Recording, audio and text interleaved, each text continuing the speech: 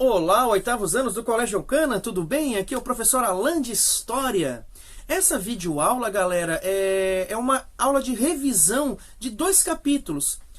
Vocês receberam, antes de eu dar a videoaula para vocês sobre iniciando o capítulo 10 sobre Revolução Industrial, vocês receberam videoaulas de revisão, revisando o capítulo 1 do Iluminismo e o capítulo 2 sobre as Revoluções Inglesas.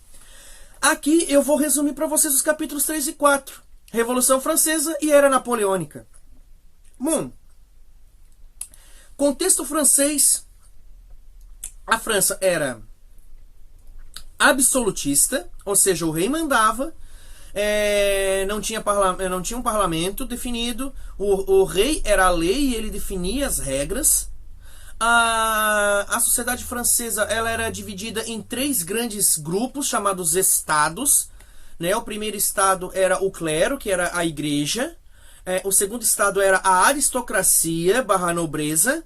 E o terceiro estado eram os camponeses e os burgueses. Como é que era a situação da França ali por volta dos 1700? Era de equilíbrio até 1756, quando França e Inglaterra entraram numa guerra que durou 6 anos, e a guerra teve esse nome, Guerra dos 6 Anos. A França ela gastou muito dinheiro para tentar combater e ganhar a Inglaterra, invadir a Inglaterra e dominar a Inglaterra em vão. Ela acabou perdendo esse conflito, ela ficou debilitada financeiramente, e quem é que bancava todos os custos da França absolutista?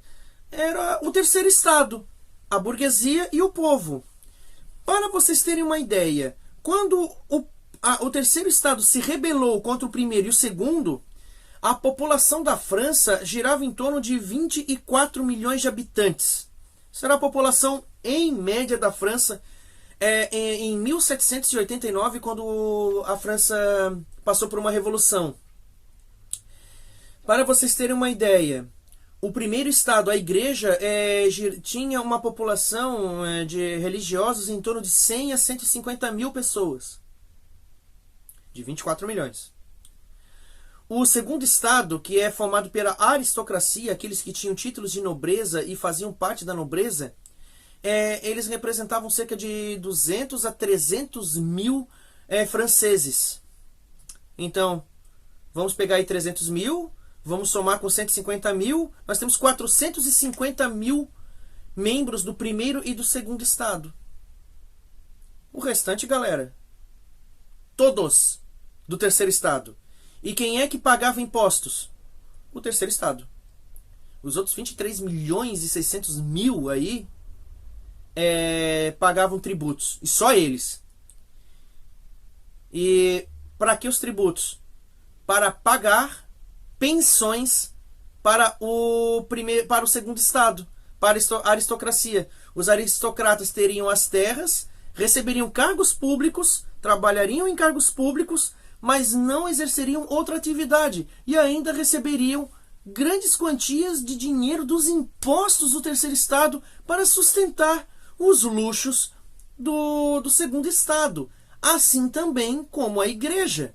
A igreja recebia um percentual desses pagamentos por meio do dízimo e por meio de um repasse que o rei dava para a igreja. E a igreja tinha terras, tinha posses, tinha coisas que uma igreja não precisava ter. E a aristocracia, que era a mais rica, era isenta de impostos, certo? E o primeiro estado, que era o clero, também era isento de impostos. Então, uma parcela da população bancava os luxos e mordomias dos 2 primeiros estados. Uma outra coisa, apesar de bancar luxos e mordomias, o terceiro estado não tinha direitos políticos. Não podia votar, não podia ser votado, não podia se manifestar contra ou a favor. Ou seja, era um estado que ficava sustentando, né, nos seus ombros o clero e a nobreza. Alguns de vocês que fizeram o trabalho ali das montagens de fotografia, né, e que recriaram cenas, vocês pegaram uma chargezinha que é justamente isso, né? Que é um camponês, um sujeito do terceiro estado, quase que agachado, com duas pessoas em cima dele. Um era o clero e a outra era a nobreza. Então isso meio que representava, né? A grande maioria da população sem direitos bancava os luxos e mordomias de quem tinha privilégios demais. Só que, além da Guerra dos 6 Anos que dilapidou a economia francesa, os invernos rigorosos ou o clima francês, né? O clima na Europa acabou prejudicando demais a recepção desses recursos. Por quê? Se a maioria da população é camponesa, ela vai plantar, colher e dali vai tirar o tributo. Se você tem uma péssima colheita, você vai reduzir o que tu vai pagar. E isso diminui a quantidade de dinheiro que o rei vai movimentar para pagar os luxos da aristocracia. A França começou a ter déficit. O que é déficit? Você gastar mais do que você recebe de dinheiro. E aos poucos foi ficando difícil pagar esses luxos. O rei então sugeriu que o segundo estado também desse sua cota de sacrifício e pagasse tributos, o que a aristocracia foi contra. A igreja também foi contra. E aí a classe burguesa começou a ter a burguesia, que era uma parte do terceiro estado que não era camponesa, mas não tinha direitos políticos, mas tinha muito estudo, porque muitos deles eram os chamados iluministas que nós vimos no capítulo 1.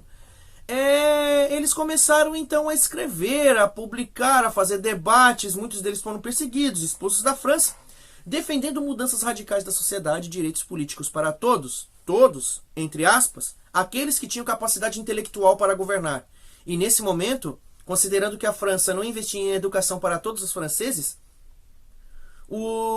a burguesia fazia um discurso de liberdade para todos, mas que iria se beneficiar. Resumindo, 14 de julho de 1789 ocorre a tomada da Bastilha, né, que era um presídio político da França monárquica. Cai a monarquia um pouco tempo depois. O rei Luís XVI e a rainha Maria Antonieta eles são condenados à morte e são guilhotinados. A monarquia então é substituída pela República Francesa, que dura de 1793 até 1899, com um período de transição entre 1899 até 1804. Quais são esses períodos? Né? Teve a monarquia constitucional de 1789 até 1792. Nós tivemos o período do terror, né? O governo do terror de 1793 a 1795. O período do diretório entre 1795 a 1799. E aí teve o período de transição em que um capitão herói da Revolução Francesa, agora general, chamado Napoleão Bonaparte, governa juntamente com outras duas figuras ligadas à igreja e à aristocracia. Governaram até 1804, quando Napoleão Bonaparte se autoproclamou imperador da França, dando fim à Revolução Francesa.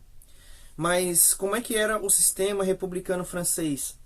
Todos tinham os mesmos direitos e deveres, todos eram iguais perante a lei, eram livres perante a lei, eram fraternos perante a lei. A propriedade privada, a propriedade particular era protegida. O lema da Revolução Francesa inicial era liberdade, igualdade e fraternidade. Depois, a palavra igualdade foi substituída pela propriedade. Liberdade, fraternidade e propriedade. Então todos eram livres, todos tinham direito à propriedade e todos eram irmãos na França. Todos passaram a ser chamados de cidadãos e cidadãs. É daí que vem o termo cidadania. É aquele que reconhece, tem seus direitos e seus deveres garantidos. A ideia era mudar tudo aquilo que era autoritário na França. Só que o primeiro governo, o primeiro período chamado o terror, ele recebeu esse nome e não foi por acaso. Foi o período das grandes perseguições a opositores, do jeito do grupo político do terror de administrar. E aí vem a organização do parlamento francês, e que tem reflexo até os dias de hoje, no que chamamos de esquerda, direita e centro. Né? Na esquerda do parlamento francês ficava o grupo dos jacobinos, que defendia uma revolução francesa sem meio termo, uma revolução francesa radical. Do lado direito, os girondinos, que defendiam uma revolução francesa moderada, garantindo direitos e deveres individuais e o direito à propriedade. E o centro, que entendia que há coisas que os jacobinos tinham razão e coisas que os girondinos tinham razão. E eles representavam a maioria do parlamento francês, era o chamado grupo do pântano, porque ficava na parte mais baixa do parlamento. E é daí que vem a designação esquerda e direita para as ideologias políticas que temos hoje. Aqueles que defendem liberdade econômica e propriedade privada, etc., eles são considerados pessoas de direita. As pessoas que defendem direitos e deveres e liberdades para todos do mesmo jeito, em que ninguém passe necessidade, é considerado esquerda. E aqueles que acham que dá para conciliar riqueza e direitos sociais estão no meio, é considerado o centro, tá certo? É daí que vem a nomenclatura direita, esquerda e centro, por conta da organização do Parlamento Revolucionário Francês. O período do terror, ele fez uma grande caça a opositores. Sejam eles defensores da monarquia, que foi derrubada em 1789, sejam os girondinos, que não estavam no governo e eram contra o modo radical jacobino de governar. Foi o período em que um instrumento de morte chamado guilhotina foi popularmente utilizado. E os números de execuções públicas, feitas em praça pública, para todos verem, em diversas praças da França, principalmente em Paris, elas se multiplicaram. Os números variam bastante. Variam entre 20 mil execuções a 50 mil execuções pela guilhotina somente entre os anos de 1792 até 1795. Então, muita gente foi executada. E como é que era feito a justiça? Simples. Eu poderia te denunciar. Era só eu te denunciar. O Comitê de Salvação Pública iria te buscar, te prender, faria um julgamento público em que a única defesa sua era você mesmo. Seria o povo contra você. Pouquíssimas pessoas eram salvas, porque chegou um momento que a população francesa queria ver o espetáculo de cabeças rolando e sangue esguichando em praça pública. Era um grande evento social, macabro, né, sinistro, mas ele acontecia. Chegou um momento que as forças girondinas elas acabaram derrubando o governo jacobino e assumindo o poder, dando um golpe. Entrando então os girondinos no poder, o que eles fizeram? Olho por olho, dente por dente. Resolveram então perseguir os jacobinos líderes do governo do terror. O primeiro a morrer foi o Robespierre, que era o líder dos jacobinos, responsável pelas perseguições a girondinos. Foi o primeiro a morrer na guilhotina. E outros tantos foram guilhotinados, mas em menor quantidade.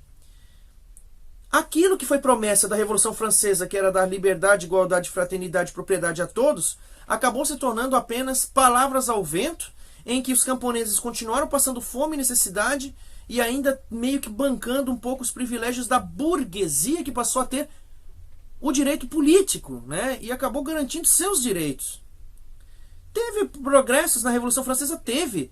Um conjunto de leis tão bem estruturado, chamado a Carta de Direitos do Homem e do Cidadão, que serviu de base para, séculos depois, servir como a Declaração dos Direitos Universais dos Seres Humanos, que foi promulgado pela ONU em 1948. A Declaração dos Direitos do Homem e Cidadão, ela foi promulgada em 1792. Conjuntos de leis muito bem organizados. A divisão do Estado entre executivo, legislativo e judiciário. Existe quase que no mundo inteiro isso. Educação pública para todos também veio da Revolução Francesa. Foi a primeira vez que um governo no mundo pensou que a educação devia atingir a todos, do mais miserável ao mais privilegiado. Mas, no geral, a França ela não viveu bons momentos. Até que o general Napoleão Bonaparte, ele governa num governo de transição, unifica jacobinos e girondinos em torno do nome dele, E em 1804 ele dá fim ao período republicano e se autoproclama rei da França. E a partir dali ele começa um processo de reorganização política, econômica, social, administrativa e militar da França. Em 2 anos de governo, o Napoleão ele já tinha reestruturado o judiciário de forma eficiente, reduzindo a ação da guilhotina como método de execução pública, ou deixando muito claro que todos teriam direito a um advogado, direito de defesa ampla e restrita, isso está no Código Civil Napoleônico. O exército passou a ser organizado de forma fixa e paga por meio dos combates que participava. O que mais? Ele começa a investir em invasões a inimigos eternos da França. Aqueles que negaram apoio à França ou que eram rivais antigos da França, Napoleão Bonaparte tratou de invadir. E assim ele invadiu Espanha, tentou invadir Inglaterra, invadiu boa parte da Europa, expandiu a França, colocando parentes dele como governantes, até tentar invadir a Portugal e a Rússia. Portugal ele não conseguiu invadir porque a Inglaterra apoiou Portugal, fazendo com que a família real portuguesa fugisse para o Brasil. Mas isso é assunto de outro capítulo que nós vamos abordar mais adiante. E no caso da Rússia, você dominar o maior país em território do mundo era muito estratégico. A Rússia ela era alinhada à Inglaterra, que era uma rival eterna da França, e Napoleão Bonaparte ele tinha um desejo de acabar com a Inglaterra. Então, quem era inimigo da Inglaterra, ou melhor, quem era amigo da Inglaterra, era inimigo da França. E nisso, Napoleão investiu numa invasão com cerca de 500 mil soldados, atravessando a Europa para chegar na Rússia. Só houve um erro de cálculo grave. Os exércitos napoleônicos chegaram no início do inverno, ou melhor, no final do outono e início do inverno russo. No pior momento para você empreender uma guerra. Nós não temos aviões, nós não temos carros, não temos tanques, é tudo marcha, a cavalo ou a pé. Então nós temos uma situação complexa. E como é que você sustentava e bancava uma tropa? A tropa invadia aquela cidade e pegava tudo aquilo que era de comida para ela e se alimentava, e os tesouros, as riquezas, os bens que tinham algum valor eram saqueados e divididos entre os soldados. Era a chamada pilhagem militar. O rei da Rússia, então, empreendeu um sistema bem interessante, porque um país gigante como a Rússia podia fazer isso. O que o imperador russo fez? Ele, percebendo o avanço napoleônico, ele simplesmente deslocou todas as populações de todas as cidades próximas das invasões napoleônicas e mandou para o leste. Ou seja, mandou ali para o centro e para a Sibéria, sendo protegidos. As cidades ficaram cidades fantasmas. Aquilo que foi deixado para trás, como casas, alguns animais, a água, né, de poços, etc., esses animais eles foram mortos, as águas foram envenenadas, né, a água foi contaminada, nenhuma riqueza ficou para trás. Muitas casas foram queimadas para que não tivesse abrigo para os inimigos. E quando os exércitos napoleônicos, depois de atravessar o outono rigoroso europeu, chegaram no final do outono e foram tentando adentrar na Rússia pelo inverno russo, viram cidades vazias. Um soldado, quando está em guerra, ele quer atirar, ele é treinado para matar. Não tem gente, não tem pessoas, não tem exército inimigo, não tem comida, a água inutilizada. Você vai ter um exército com sede, vai chegar ao ponto de mastigar neve para matar a sede, está com frio, não tem abrigo e não tem riqueza para partilhar entre os soldados. Os soldados estão lá meio que de graça. E aí? Eu até brincava na sala de aula aí, né, que nunca mexa com alguém que esteja com fome, porque essa pessoa ela não raciocina bem. Então tenta imaginar, houve conflitos entre os próprios soldados napoleônicos. Houve um desespero muito grande. E muitos soldados napoleônicos deram a volta e foram desertando, ou seja, abandonando o exército e voltar para casa para não morrer matando uns aos outros ou morrer de fome, sede ou frio. Outros tantos morreram de frio lá. E o curioso é que a guerra contra a Rússia venceu sem dar um único tiro. Isso representou uma grandiosa humilhação para Napoleão. Os cerca de 500 mil soldados de Napoleão, eles foram reduzidos a um número de aproximadamente 150 mil soldados, ou seja, muitos desertaram, muitos desapareceram pela Europa e outros tantos morreram de fome, frio, sede, doenças ou conflitos entre eles. Napoleão chega humilhado na França, ele renuncia, ele acaba sendo preso, sendo isolado numa ilha, a ilha de Elba, e um acordo foi feito para que ele não fizesse mais nada. E assim começou a ser restabelecido um governo de transição na França, em que Napoleão não mais governaria, e quem voltaria a governar eram descendentes da família real francesa, os descendentes de Luís XVI e Maria Antonieta, que foram decapitados em 1792. Só que nesse meio tempo, Napoleão acabou reorganizando suas tropas fiéis e buscou uma última invasão. Tentou invadir a Inglaterra pela Bélgica. E numa batalha chamada Batalha de Waterloo, o general Wellington, né, o Duque de Wellington da Inglaterra, suas forças acabam derrotando a última resistência napoleônica na chamada Batalha de Waterloo. E aí temos fim de vez à era napoleônica. Napoleão ele é preso, ele fica numa prisão na ilha de Santa Helena, sem nenhuma regalia, ele apenas ganhando uma pensão até o fim da sua vida. Ele, se eu não me engano, ele falece em decorrência de doenças intestinais em 1824. Essas doenças intestinais elas são questionáveis até os dias de hoje. Tudo indica que ele tenha sido envenenado aos poucos, né? Porque pesquisas nos restos mortais de Napoleão indicam grandes concentrações de elementos químicos que estão presentes em venenos antigos, que iam dopando a pessoa aos pouquinhos, em que a pessoa ia apresentando sintomas de fraqueza, enjoos, mas não morria de cara, morria aos pouquinhos. Então, há uma polêmica a respeito da morte de Napoleão. A França ela volta a ser uma monarquia com a família real dos descendentes dos Luíses, né, dos 16 reis chamados Luís, no poder, tá certo? E isso resume totalmente os capítulos 3 e 4 de História, tá certo?